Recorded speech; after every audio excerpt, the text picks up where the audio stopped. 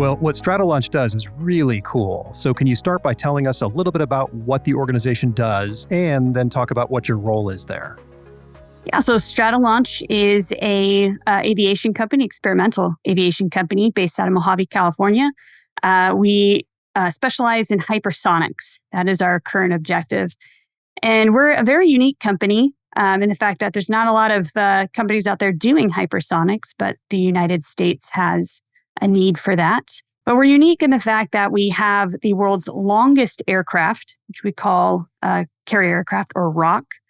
It is longer than a football field, and it's capable of carrying these hypersonic payloads for various customers. So it's just a general idea of what we do. And there's some pretty cool videos out there on YouTube that people can check out if you're curious to see this. It's staggering. Like until you see it, you don't really believe how big this thing is. Yeah.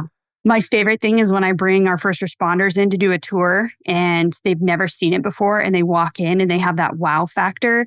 And then when they go in and they look at it and the look on their faces, I love it. It just makes me laugh every time because they're really soaking in like, man, this thing is ginormous. With a rather unique business, I'm just curious, what are the biggest challenges in emergency response at the organization? The main ones I can really think of are just geography and logistics. We're not doing flight tests necessarily right in our sandbox like we do sometimes, but we're starting to stretch out farther and farther and go over the ocean. And what that does is it means that we have to cross several different county lines in order to get to that area of test. And so in that kind of way, we're almost like an airliner in that, we have a long distance that we have to cover for emergency response and management. A component of that is logistics. Logistics for the world's longest aircraft are far more complex than people realize, right? If we have an emergency, there's not so many places that we can land. I mean, we can land there, but we can't turn around and take off.